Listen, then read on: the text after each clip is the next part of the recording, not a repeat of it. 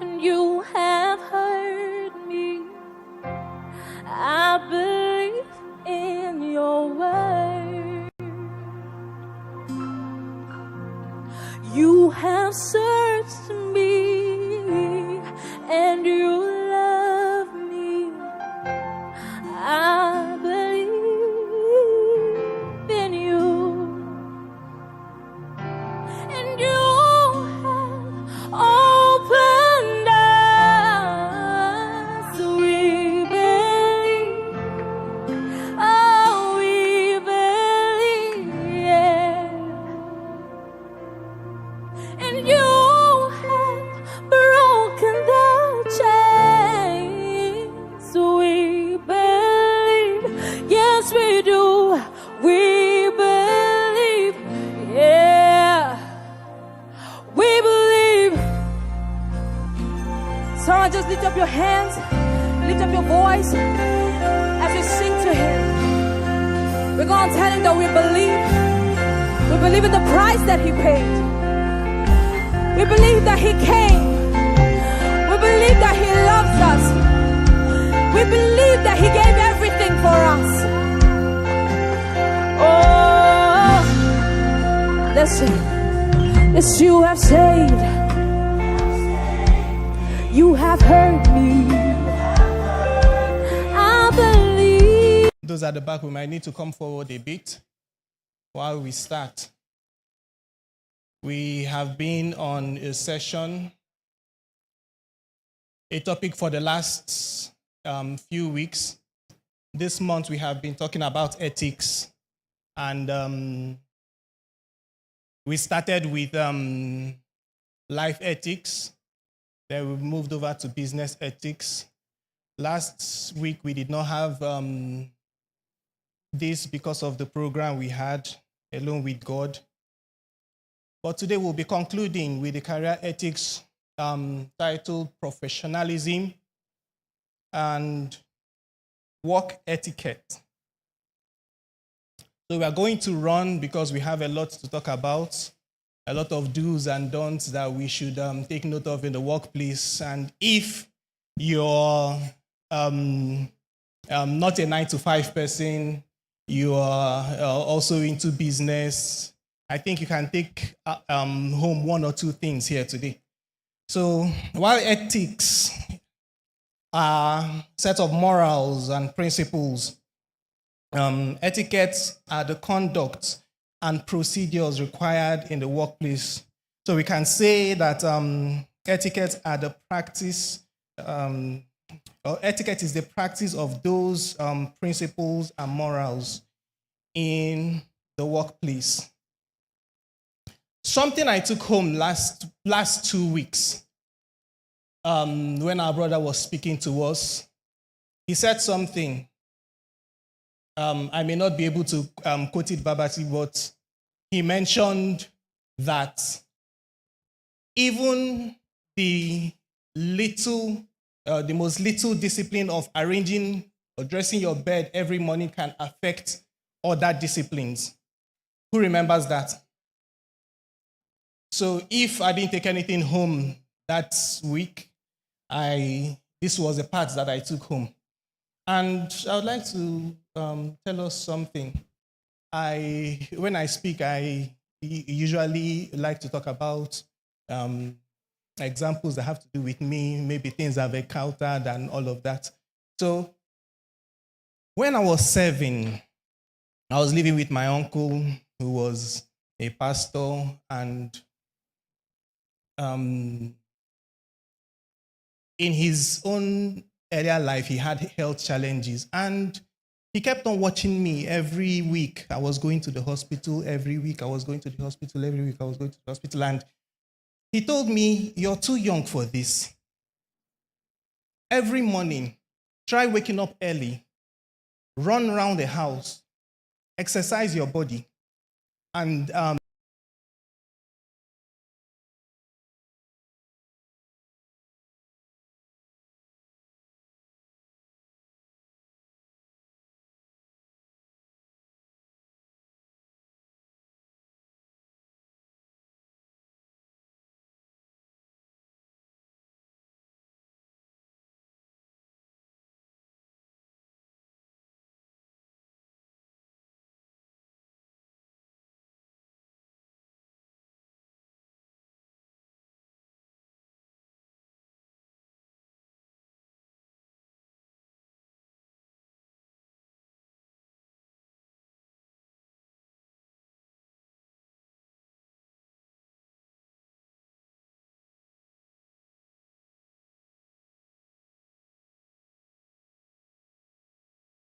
started eating 1 apple a day.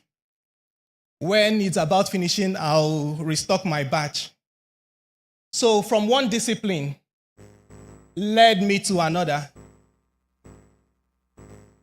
Is eating 1 apple a day a disciplined habit? Okay. And I noticed that I started reading articles and books that were not connected to the career I was doing then, accounting.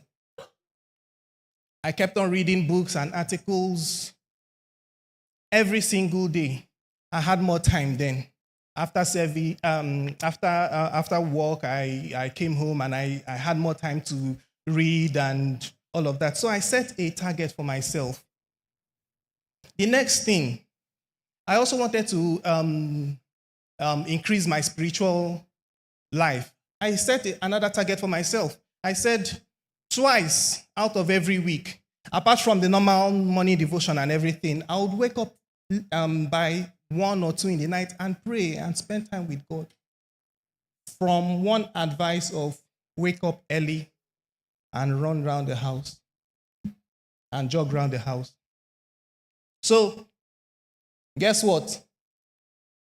After a certain period, I stopped jogging. And what happened to the other ones?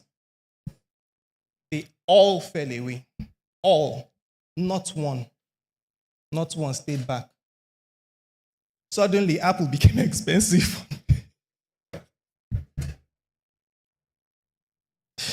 Where is that Omo guy? So, self-management, the key to professionalism. So we said that self-management is the ability to manage your emotions, your thoughts, your behaviors effectively in different situations. How many of us also know that heartbreak can make people malnourished? It is possible, and it happens. And I've seen someone it happen to. Not me. I've seen someone it happen to. Praise the Lord. So we need to speak to ourselves. We need to manage our thought life. These are ways that we manage ourselves, first of all, before it can transform into we being professionals. Praise the Lord. Okay, let's move on. Some of the ways that, these are not all, but some of the ways that we can manage ourselves. We say we manage our emotion, we speak to ourselves, we advise ourselves on different areas of our lives. If someone really hurts me in the office and is affecting the way I work, is affecting my productivity, I speak to myself, I say, this thing, can you let it go? Can I actually let this thing go? If I check it's not something I can let go, I immediately stand up and walk up to the person. And we resolve the issue amicably and I go back to work. It is simple. So you learn how to manage your emotions. You also learn how to delay gratification, the ability to handle difficult tasks now, so you have a productive future. Do you have that ability to say, these difficult things, I'm going to handle them now? Do you have the ability also to stay in those difficult tasks that you're doing till you have achieved them, till you have completed them? The ability also to motivate yourself. See, in this life, even Jesus said it, that there would be troubles. We would have trouble, there would be offense. How are you able to motivate yourself and pick yourself up out of any sad situation, any depressing situation? Are you able to do that?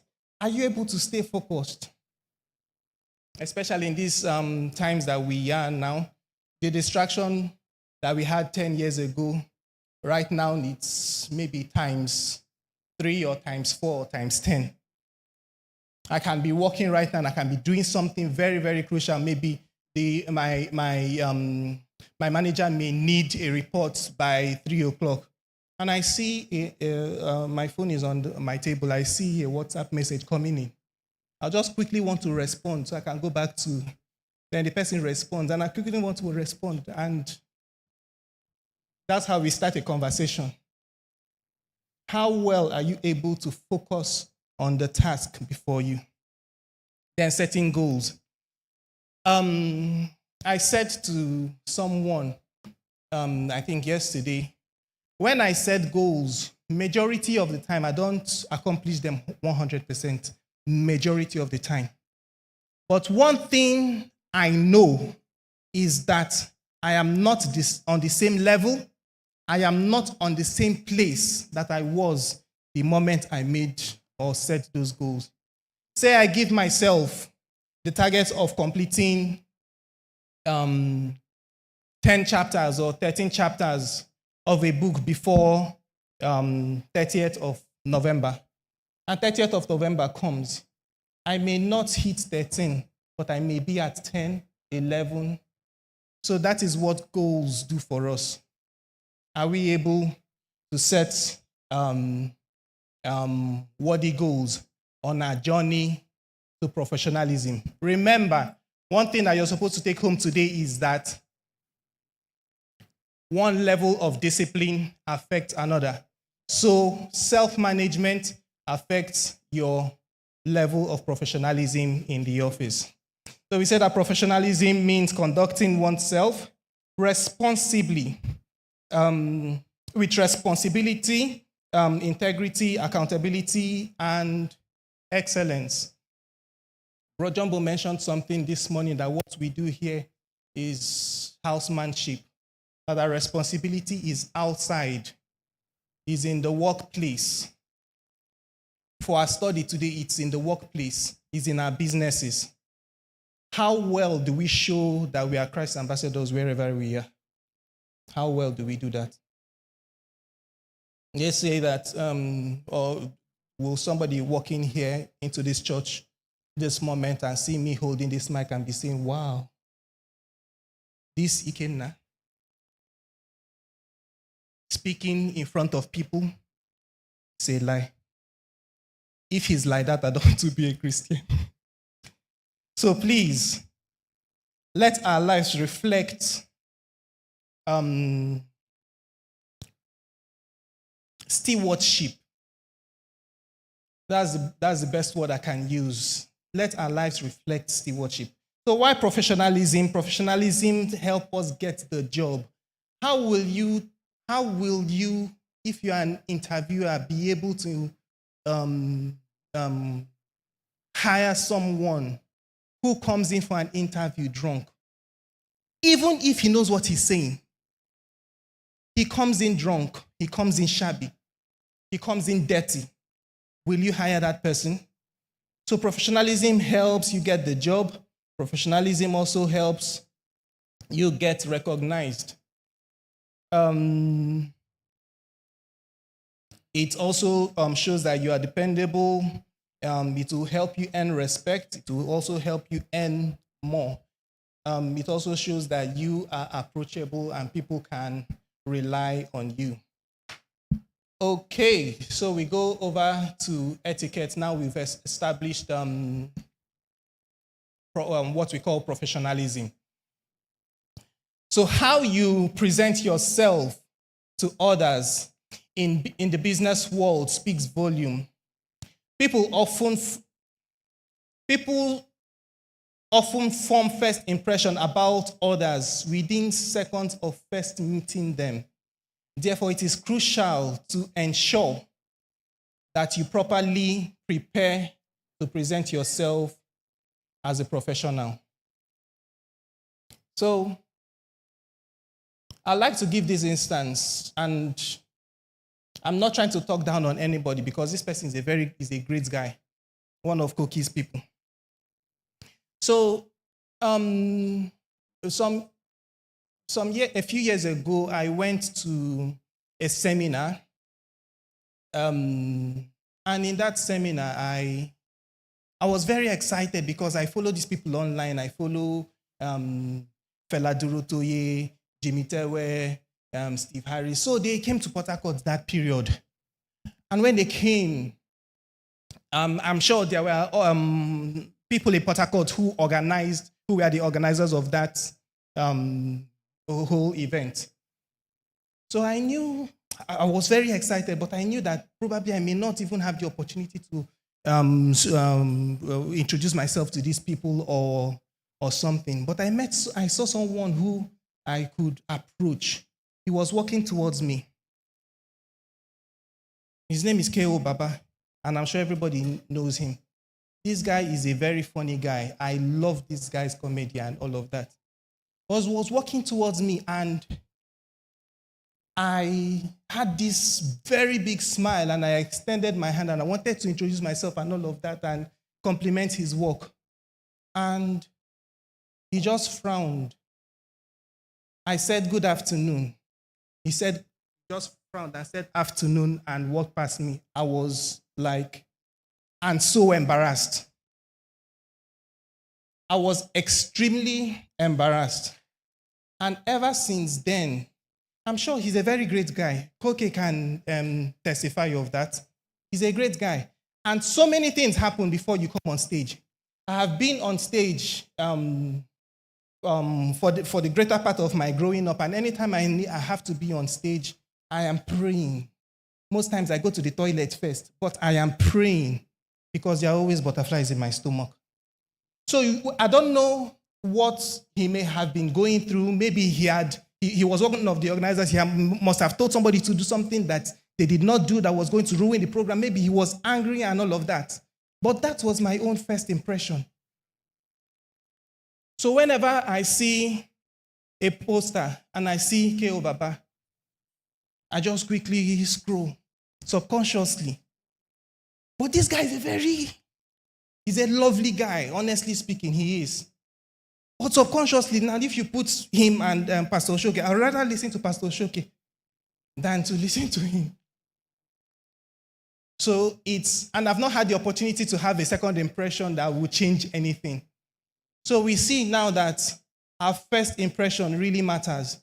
You may not have a second chance to change the impression that you have on people. Do we understand? Okay. So some of the behaviors are the way we relate with co-workers, the way we relate with customers. We deal with the outside world. We are not just working and receiving money internally. We deal with the outside world. So the way we relate with customers, the way we behave while at work, how we behave while at work. Do we behave professionally, and how do we act? Do we act as if we are in a bar, or we are just amongst our friends in a place where we hang out and we are drinking and laughing and all of that? No. We behave ourselves professionally in the workplace. What we wear also, our general appearance, how we speak and how we communicate with people, your actions in the workplace. These are some of the habits. They are not limited to these also, but these are some of the habits that we should take note of while we are in the workplace. We are going to be looking at some do's and don'ts, and we'll be rounding up this topic with our do's and don'ts. So let's move. Don'ts, loudness. If you're somebody like me who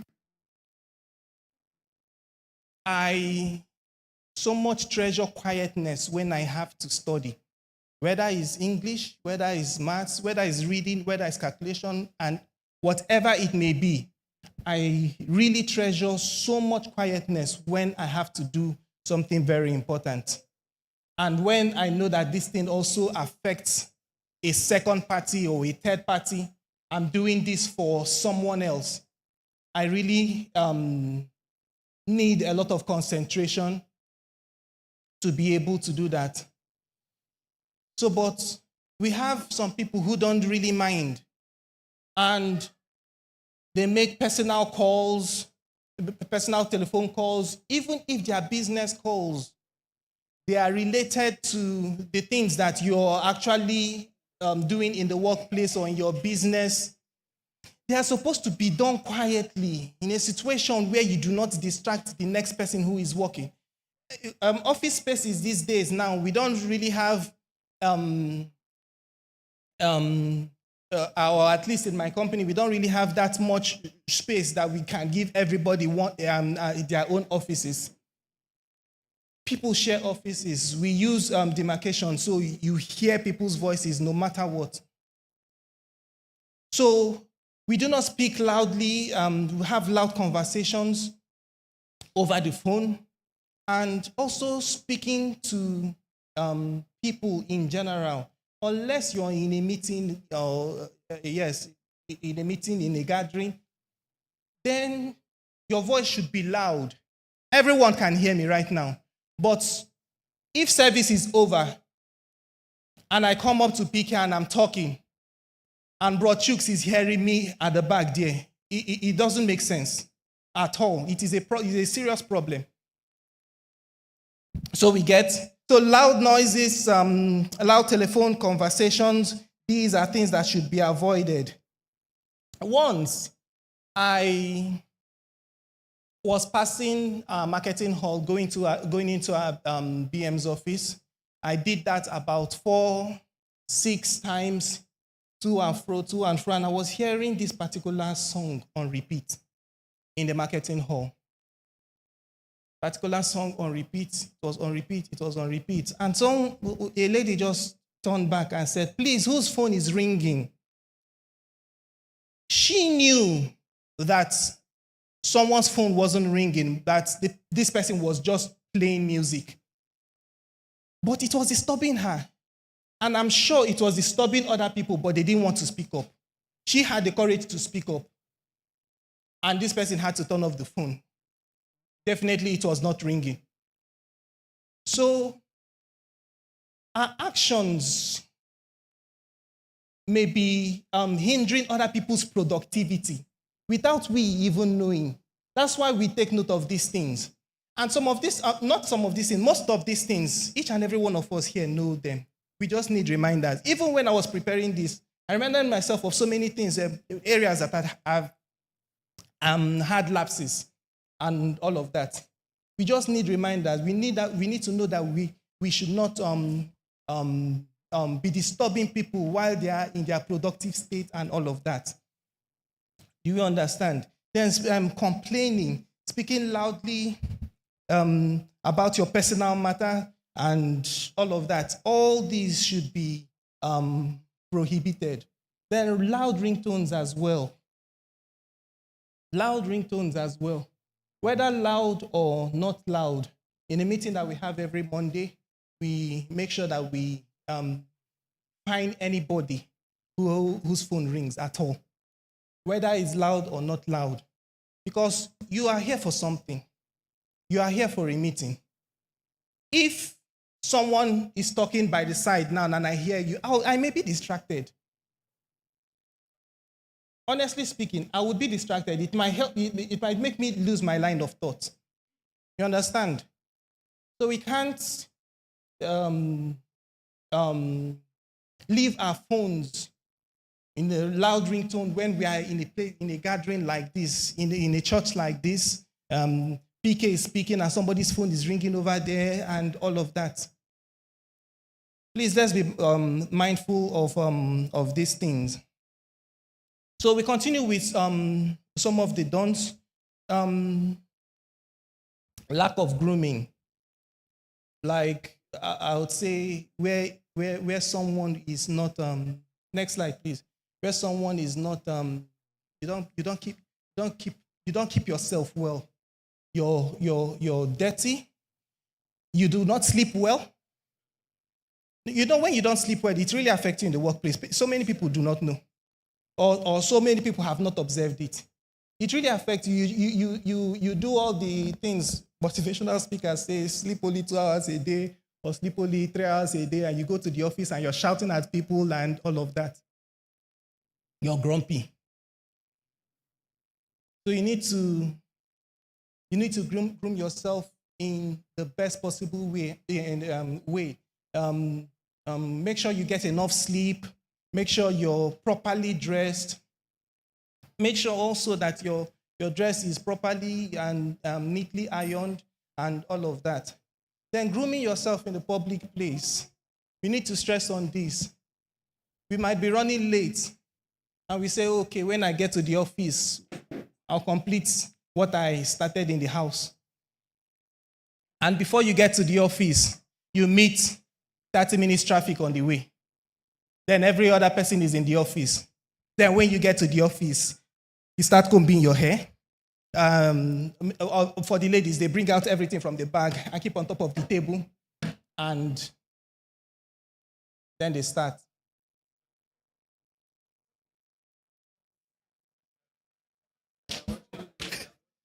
I'm not a suspect.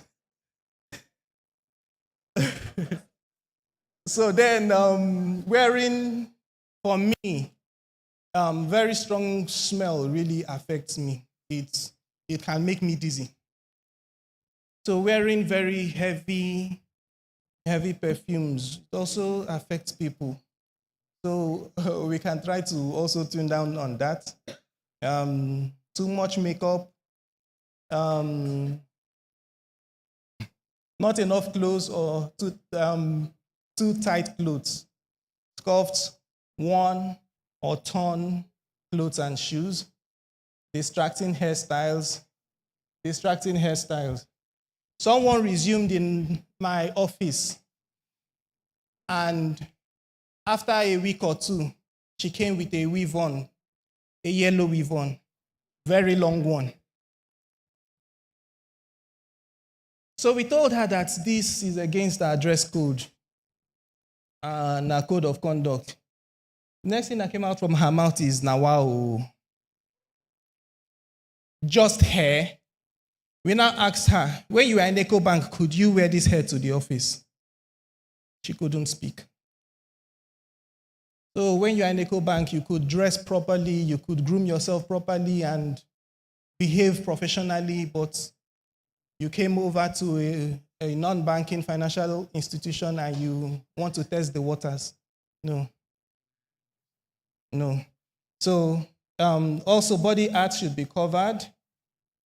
Overly long and fancy nails. Overly long and fancy nails. How are you able to write self? So also cleaning up after you eat and not leaving your surroundings messy and all of that. Even the toilet too, it also speaks volume. We've had so many times people complain about people messing up the toilet because nobody sees you when you leave. So is it better that we put a camera in front of the toilet door? Okay, we've actually talked about corporate etiquette, so I'm going to skip this. And we are going to continue with our do's and don'ts. So on the do's and don'ts for corporate etiquette behaviors, never adopt a casual attitude to work. Be passionate about your work, even if it's not where you want to be at this time. Be passionate about it. When I started, yes, HR is what I actually wanted to do. I was in accounts before moving to HR. But when I started, I lost a lot of years. I won't say lost, because I was actually in another career which can be put to good use. No knowledge is lost. But I started HR just a few years ago, and when I started at the entry level, and they weren't really giving me a lot of tasks.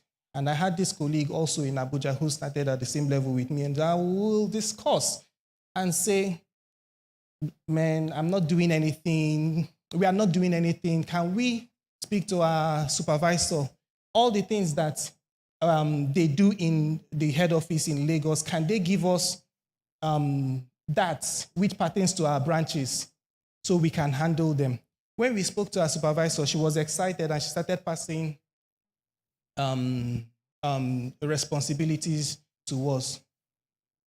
That is because we knew what we were there for. We wanted to learn the work. We are passionate. We are zealous about it. So what I'm driving at is if you find yourself even in a situation where you feel that it's not where you're supposed to be at this point, the way you treat it and the way you handle it determines where you'll be tomorrow.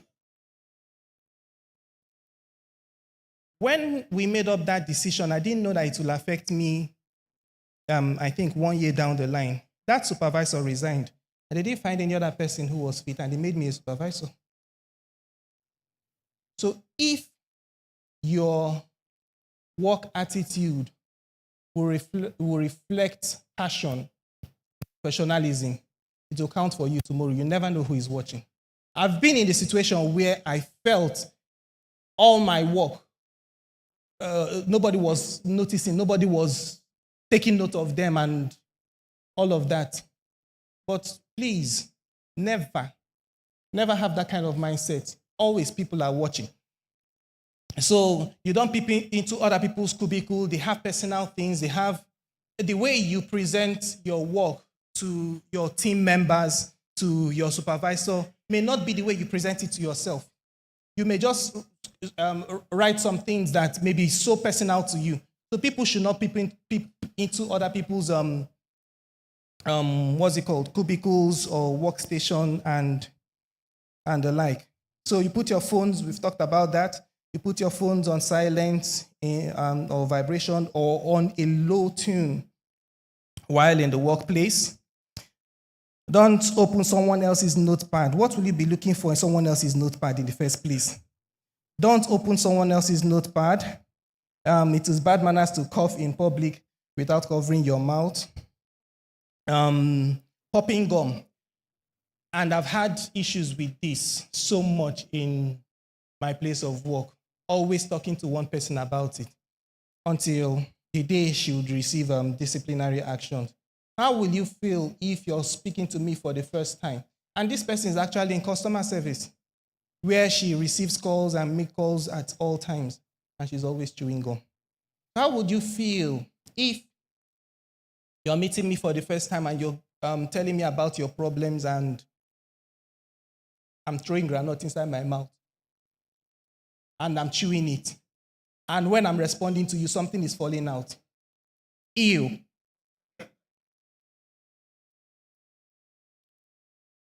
So we continue. 7, stay away from nasty politics. In a workplace, I don't want to talk about this because I've involved myself in it before and I got burnt. So keep your workstation, we've talked about this, tidy, and stop criticizing people. You don't know what anybody is going through. Your colleagues, stop criticizing them or trying to make fun of them. You know the people that you may have fun with. It's not everybody that comes in that you speak to in the same way that you speak to those who you are close to. So we take I've had situations where I got reports about the way underwriters speak to sales guys in the organization. So I meet the head of the underwriting and I'm asking, so this person complained about the way you spoke to her? She said no, that's how her voice is. So remember what we talked about at the beginning, that you self-manage. You manage yourself. People are bringing this report to you or have been bringing this report to you. What is it telling you? That you're supposed to work on yourself. Work on your tone. Work on the way you address people. Make sure that it's not offensive. Make sure that you are approachable. Make sure that people can come back tomorrow and say yes. At a point, I started getting very exhausted. It wasn't a mistake, but I went and announced in one of our meetings, I said, if you have any employee-related matter, please come and meet me. And after 1 year, I regretted it. Because whether employee-related family related, everything related, they were always coming to meet me because I was giving them listening ears. So please, let's try our best. But that's a good report. If people are confident enough to come and to come to you and say, please, this is the challenge I have, they know that you're dependable, you're reliable to be able to solve that. You understand?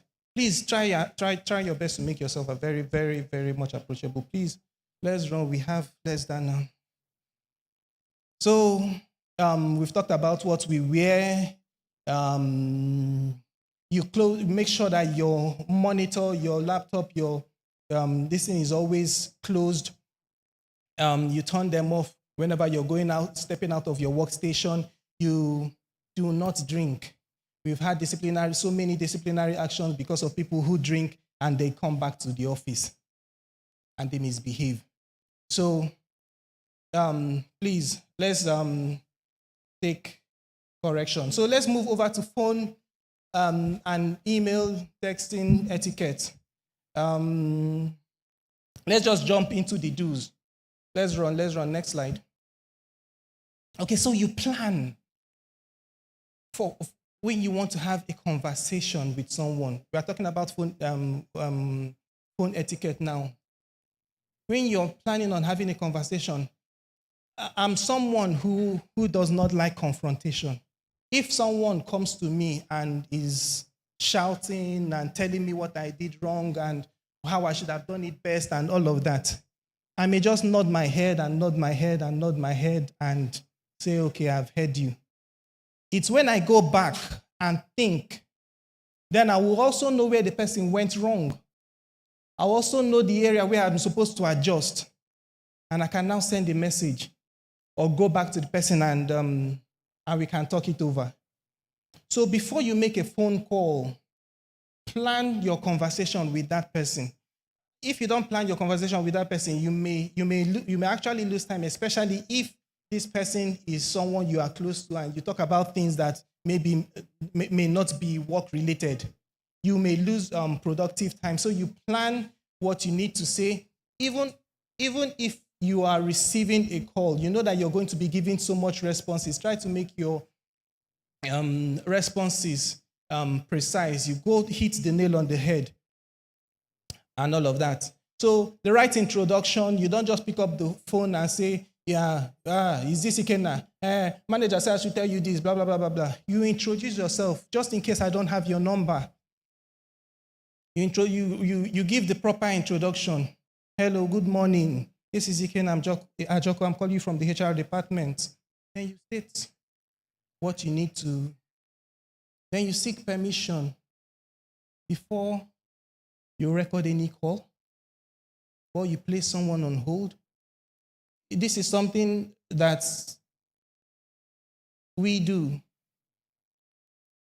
or they do in the workplace when we talked about staying away from nasty politics. You record someone so you can use it against the person in the future, and you're keeping it and you're waiting. People's intentions, So please, seek permission before you record anyone, before you place anybody on hold, and before you put anyone on speaker. Seek their permission first. Speak clearly. Sometimes we have network issues, so speak clearly so you can be well heard and not misunderstood. Only use speaker when necessary. Seek permission for that also. Actively listen and take notes. Sometimes you can be in situations where you are multitasking. You have a lot of things on your table. You have a lot of things to do. Even those in business too, you might be running from one place to another and all of that. It will be easier for you if you take little notes on your phone, on a notepad and all of that. It will help you remember things easily and would help you to respond to those things quicker. Me, if I don't take notes, I remember those things when I have gone home and I'm thinking about how my day was. So let's try our best to take proper notes, use proper language. Don't talk to people over the phone like you're talking to your your brother, your close friend, and all of that. Remain cheerful when speaking. You don't be hostile when you're speaking to people over the phone. You form impressions as well when you are hostile over the phone. There are two people in customer care. There is one that says, "Hello, I heard that you called. What is it that you want?" And there is another person who says, "Hello, please, I received a missed call from this number. Is this Mr.?" That person now has been promoted and her salary is almost 4 times of the other person. They came in almost at the same time. Like I said, you never know who is watching. You never know. So be mindful of your volume. Your conversations, keep it short, keep it concise, hit the nail on the head. Also try your best because you're trying to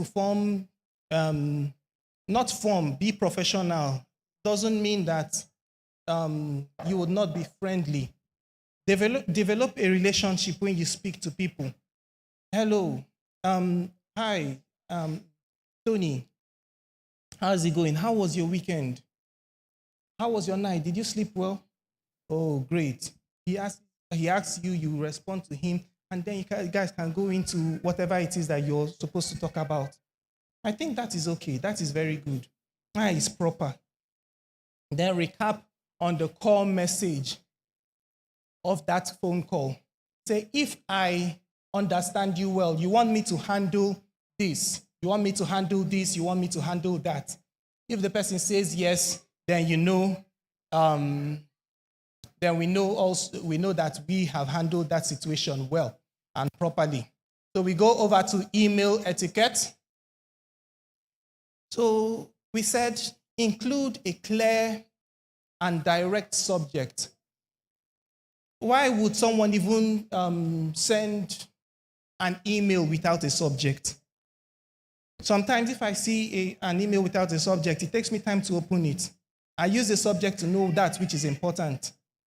So you send an email with a clear and direct subject.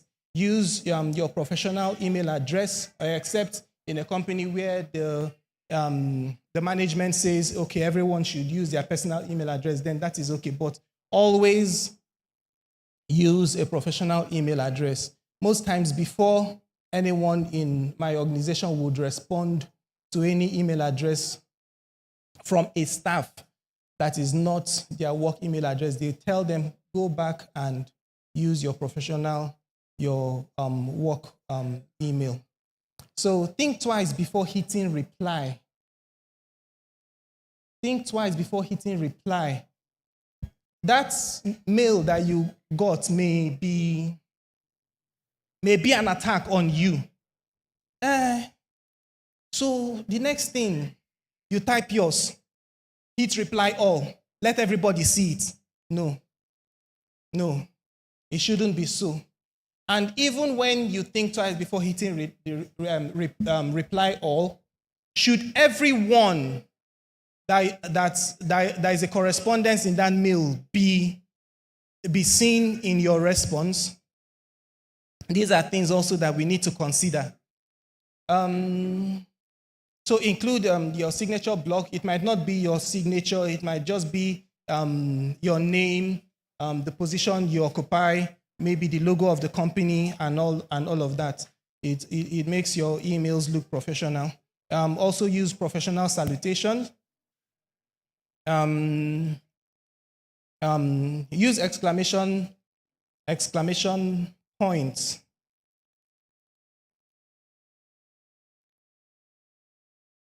I'll give this story when I finish this.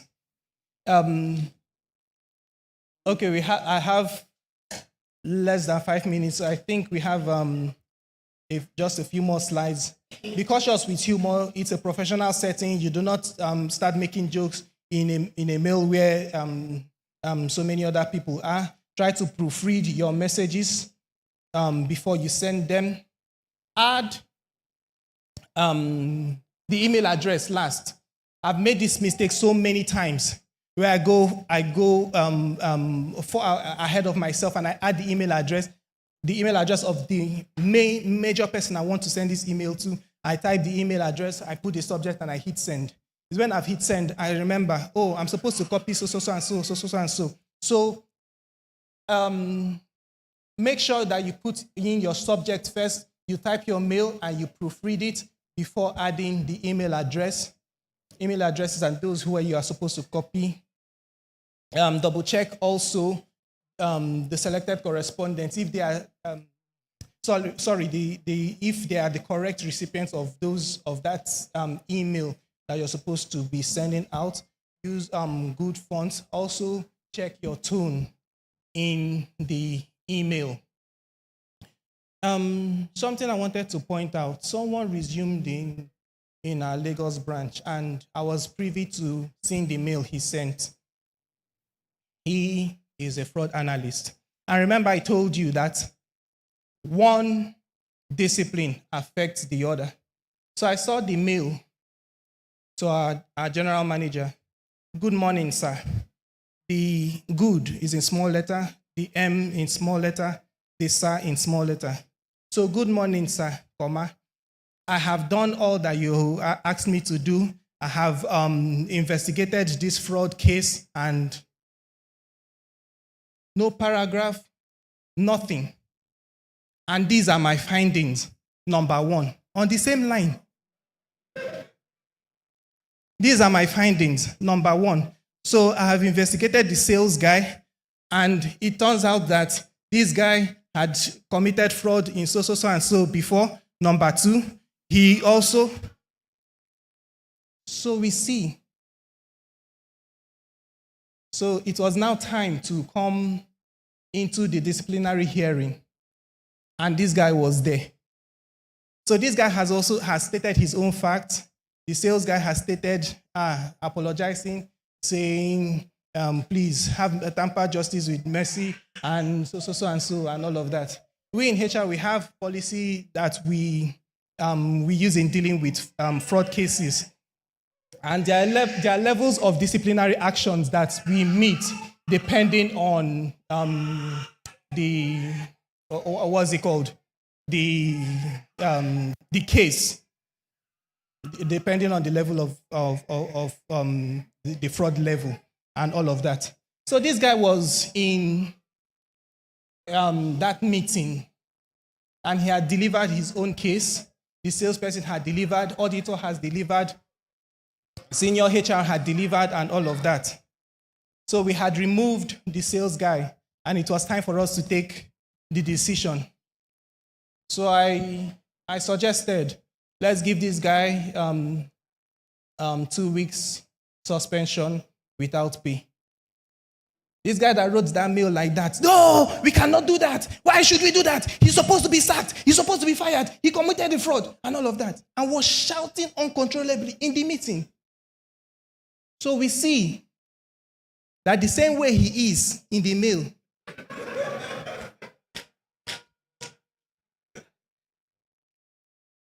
is the same way he is in real life. So, not only in the workplace, also, wherever he may also find himself. So we said that professionalism is more than just the way you look. More than just the way you look. It's how you speak. It's how you behave. It's even your level of thinking. It's your level of thinking that helps a person to be successful in the workplace. There is incredible payoff if you maintain professionalism in the workplace. Please, this slide is available to anyone who may need it. Thank you very much for listening. Praise God. Amen. Can we celebrate weekend now? If you are not clapping, I'll bring you up here next Sunday. Now it's getting louder. Glory be to God. Brother Ikenna, thank you very much. I'm sure a few of us have picked up some, if nothing else, that guy who wrote one mail. But truly, I see that myself several times. But I think one thing I'd like to plead with everyone here, the Bible says, be slow to speak. There are some mails you receive, everything in you wants to reply at once. In many cases, you will go wrong if you reply. Sleep over it. Let it cool off. Then come back without emotions and reply objective. If you get what I'm saying, don't allow another person's attitude stir up wrongness in you too. So I want to appreciate Ticc, and that's one of our takes in the church here, where we give you an opportunity to manifest. So get ready. Where is he? Has he run away? Did he go to the toilet to pray? You are finished now. Praise the name of the Lord. But it's not easy. Don't think it's easy. Can we celebrate him one more time? We want to build a campus with faculties. So next year I'll be coming to some of you. You know yourselves. You know yourselves now. The social people. But we'll be coming to you to test what you can help us with very intentionally, so that we'll also begin to grow that capacity in-house. Service will start in about 7 to 8 minutes. Please relax and make yourself comfortable. I'm sure it's going to be a blessed morning this morning. And before I go further, I'd like to also recognize the presence of the traditional ruler of the Rumasi community, Eze, and his beautiful wife. Thank you for coming to share fellowship with us. Thank you. Thank you so much, sir. And I also have in the house a bosom friend, a brother. I'm sure he doesn't want me to say this, but I must say it in Jesus' name. I learned a lot in ministry under his tutelage.